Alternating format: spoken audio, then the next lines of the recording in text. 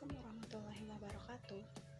Saya Esi Aulia dengan NIM 1805020061 dari kelompok 5.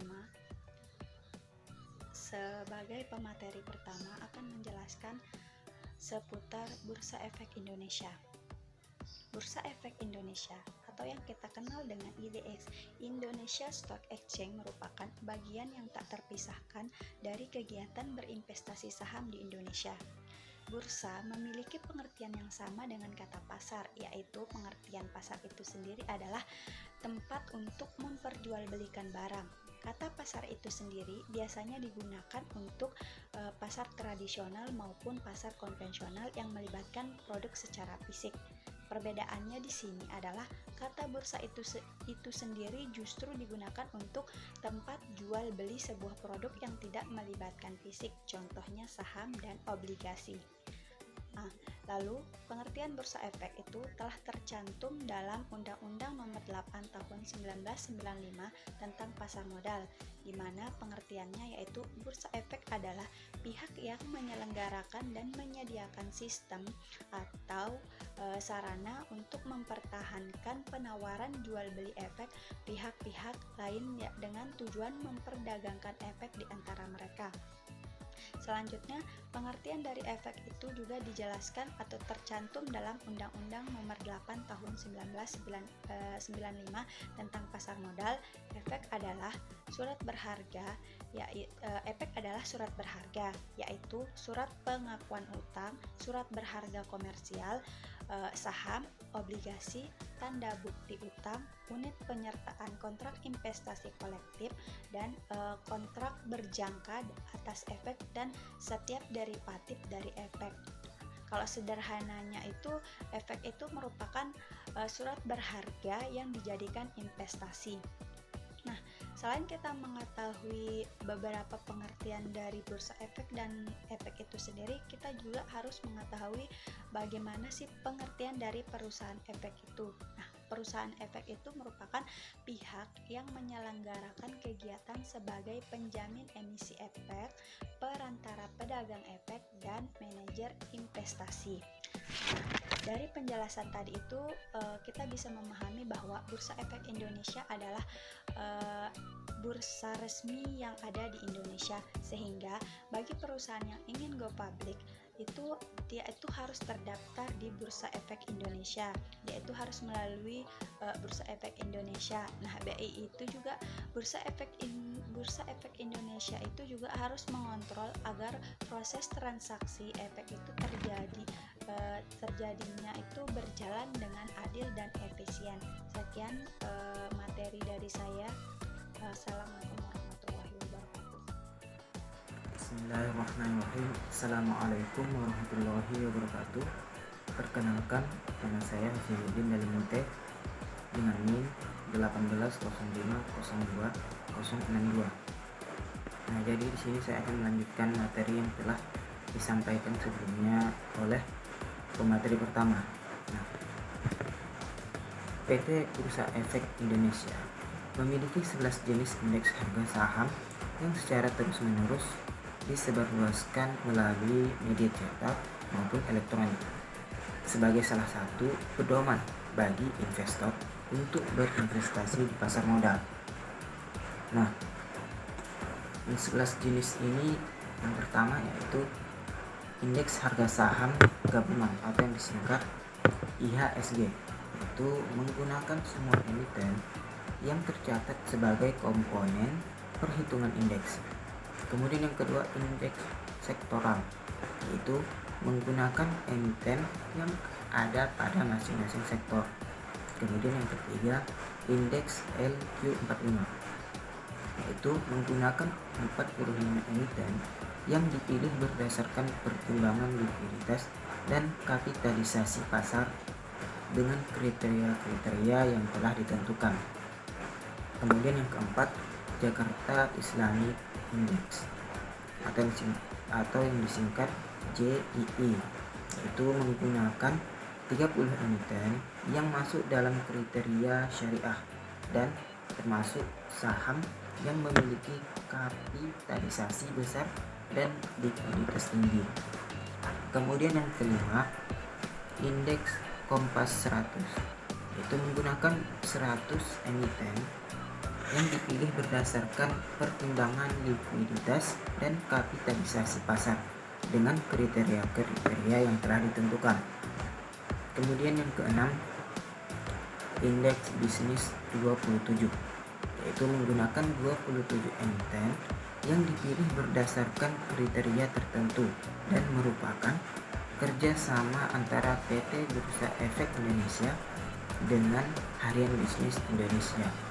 Kemudian yang ketujuh, indeks Pevindo 25, yaitu menggunakan 25 emiten yang dipilih berdasarkan kriteria tertentu dan merupakan kerjasama antara PT Bursa Efek Indonesia dengan lembaga rating Pevindo. Kemudian yang kedelapan, indeks Sri Kehati, yaitu menggunakan 20 emiten yang dipilih berdasarkan kriteria tertentu dan merupakan kerjasama antara PT Bursa Efek Indonesia dengan Yayasan Kehati. Kemudian yang kesembilan, indeks papan utama, yaitu menggunakan emiten yang masuk dalam kriteria papan utama. Kemudian yang ke-10 ada indeks papan pengembangan, yaitu menggunakan emiten yang masuk dalam kriteria papan pengembangan. Kemudian yang terakhir yaitu yang ke-11, indeks individual, yaitu indeks harga saham masing-masing emiten. Sekian penyampaian dari saya akhiri. Assalamualaikum warahmatullahi wabarakatuh. Bismillahirrahmanirrahim. Perkenalkan, nama saya Nurita, NIM 18050203. Di sini saya akan membahas mekanisme kerja bursa efek. Dalam mekanisme kerja bursa efek, terlebih dahulu suatu perusahaan yang masuk adalah perusahaan yang sudah go publik. Prosedur emisi efek go publik adalah rangkaian kegiatan dan dari suatu perusahaan yang akan memasarkan sahamnya atau menerbitkan obligasi untuk ditawarkan kepada masyarakat dengan ketentuan diatur oleh Menteri Keuangan. Setelah perusahaan mencapai go publik, maka langkah berikutnya melakukan perdagangan efek di bursa efek yang telah terdaftar. Selanjutnya, pasar perdana. Pasar perdana ini merupakan penjualan pertama atas efek atau sertifikat yang diterbitkan oleh emiten, yaitu perusahaan atau organisasi yang menerbitkan efek atau sertifikat sebelum efek atau sertifikat tersebut diperdagangkan di bursa efek atau pasar sekunder.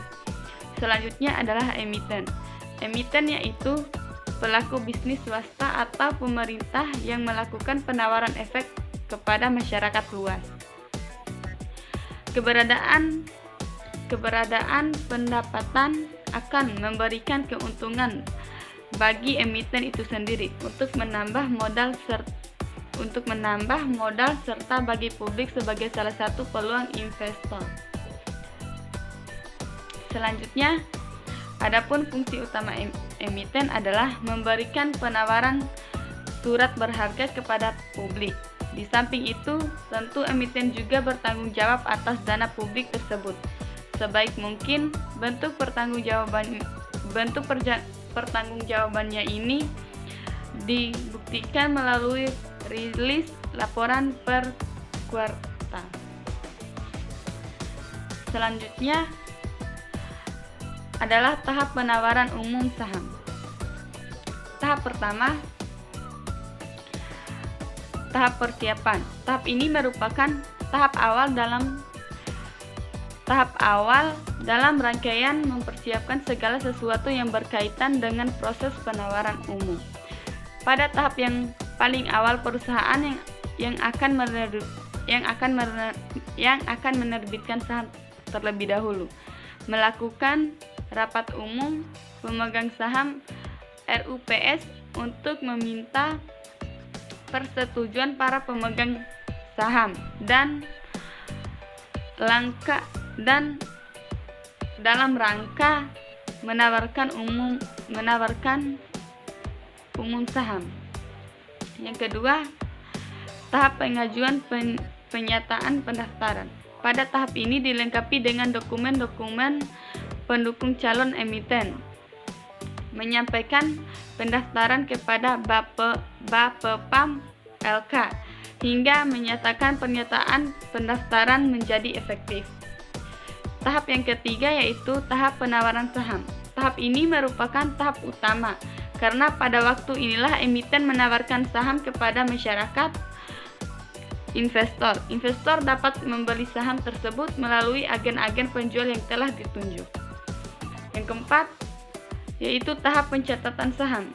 Di Bursa Efek setelah selesai penjualan saham di pasar perdana, selanjutnya saham tersebut dicatat di Bursa Efek Indonesia. Assalamualaikum warahmatullahi wabarakatuh. Perkenalkan, nama saya Asfiani dengan NIM 18050204.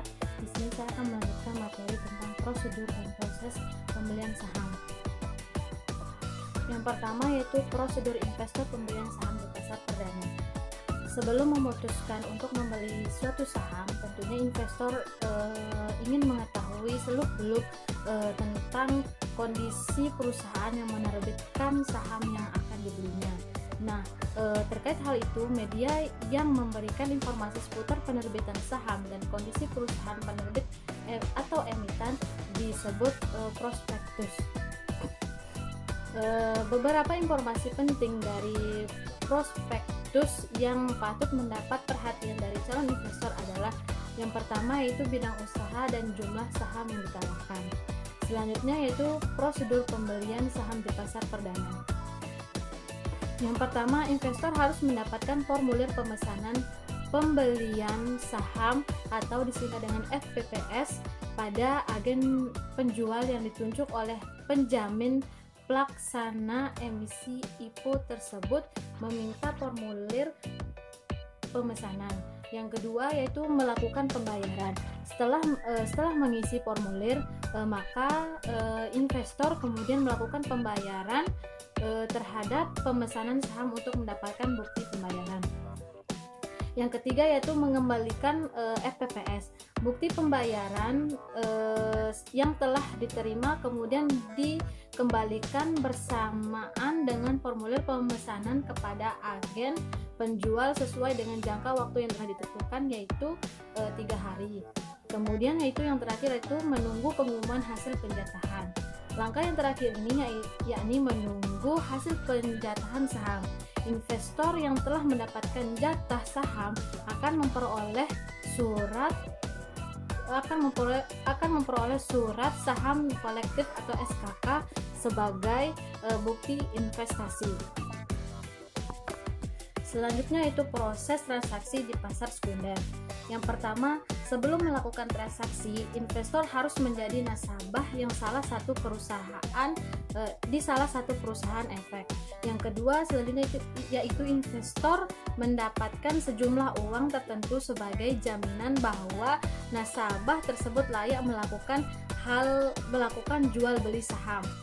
Yang ketiga yaitu proses perdagangan atau transaksi saham dan obligasi pasar sekunder diawali dengan order atau pemesanan untuk harga tertentu. Yang keempat yaitu perdagangan saham BI harus menggunakan satuan perdagangan atau root efek atau kelipatan yaitu 500 efek.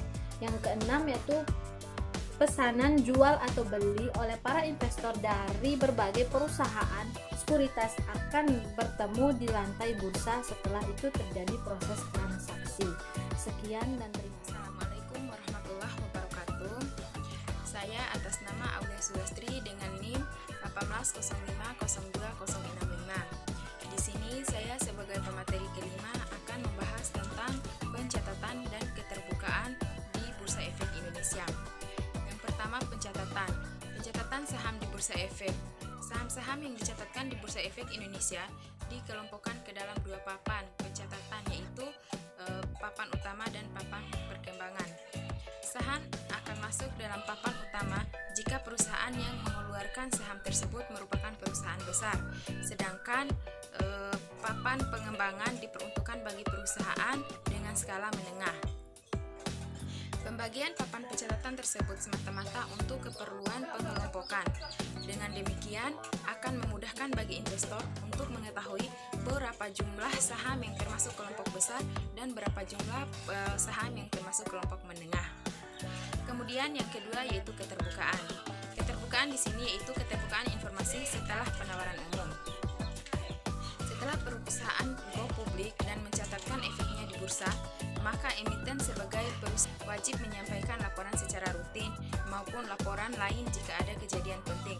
Laporan tersebut antara lain, yang pertama kewajiban pelaporan rutin, yang kedua laporan keuangan tahunan, yang ketiga laporan tahunan, yang keempat iklan laporan keuangan tahunan, yang kelima laporan keuangan tengah tahunan, yang keenam laporan keuangan, yang ketujuh laporan penggunaan dana hasil emisi, yang kedelapan laporan kegiatan registrasi bulanan, yang kesembilan kewajiban pelaporan berkala, dan yang kesepuluh setiap ada kejadian penting dan relevan. Sekian dari saya, lebih dan kurangnya saya mohon maaf. Wassalamualaikum warahmatullahi wabarakatuh. Assalamualaikum warahmatullahi wabarakatuh. Saya Wana Boleh Humairah. Di sini sebagai pemateri terakhir akan menjelaskan pada kalian apa itu pasar sekunder serta apa sih perbedaan antara pasar sekunder dengan pasar perdana. Sebelumnya, kalian sudah melihat kan apa itu pasar perdana seperti yang dijelaskan oleh pemateri sebelumnya. Dan di sini saya akan menjelaskan tentang pasar sekunder itu sendiri. Pasar sekunder lebih kita kenal dengan nama secondary market adalah pasar keuangan yang digunakan untuk memperdagangkan security atau surat berharga yang diterbitkan dalam penawaran umum perdana. Kalau cara gampangnya, pasar sekunder ini merupakan kelanjutan dari pasar perdana itu sendiri. Jika kita lihat dari fungsi dan kelebihannya, pada pasar sekunder kita tahu kan efeknya itu diperjualbelikan tuh berpindah tangan dari satu investor ke investor lain. Jadi pasar sekunder ini lebih cepat liquid ya, dan tentunya akan lebih transparan. Untuk ciri-cirinya, pasar sekunder itu sendiri memiliki ciri-ciri umumnya tuh harganya berfluktuasi sesuai dengan keluar pasar. Ini sepertinya lebih ke arah ini merupakan keuntungannya. Terus pada pasar sekunder dibebankan komisi untuk pembelian maupun penjualannya. Untuk pemesanan juga dilakukan melalui anggota bursa. Nggak bisa kita langsung nyelonong buat bang gitu, nggak bisa. Dan selanjutnya pemesanan maksudnya jangka waktu itu tidak terbatas. Dan yang terakhir, investasinya mudah dicairkan. Seperti yang saya bahas tadi, kalau pasar sekunder lebih cepat liquid. Selanjutnya kita akan langsung ke perbedaan antara pasar perdana dengan pasar sekunder. Jadi di sini saya akan saya akan memberikan kayak perbandingan apple to apple. Seperti contohnya pertama, pada pasar perdana harga saham itu tetap, tapi pada pasar sekunder harganya itu berfluktuasi sesuai dengan ukuran pasar seperti yang dijelaskan tadi. Nah, kalau yang di pasar perdana itu tidak dikenakan komisi. Tapi kalau pasar sekunder kan udah dijelaskan tadi, kalau mau itu penjualan atau pembelian akan tetap dibebankan komisi. Untuk selanjutnya, pada pasar perdana hanya untuk pembelian saham. Kalau pasar sekunder itu enggak itu aja. Selain untuk pembelian saham, bisa juga untuk mentransaksikan right and warrant. Ini sebenarnya warrant nggak sih? Right and warrant, WARRANT ya. Terus untuk pada pasar perdana, pemesanan dilakukan melalui agen penjualan. Kalau pada pasar sekunder, pemesanannya itu dilakukan melalui anggota bursa. Pada pasar perdana, jangka waktunya itu lebih terbatas. Beda sama pasar sekunder yang jangka waktunya itu nggak terbatas gitu. Jadi, ya sekian dari saya. Maaf jika ada beberapa hal yang tidak menyenangkan atau kurang lebihnya saya mohon maaf. Wabillahi taufiq wal hidayah. Assalamualaikum warahmatullahi wabarakatuh.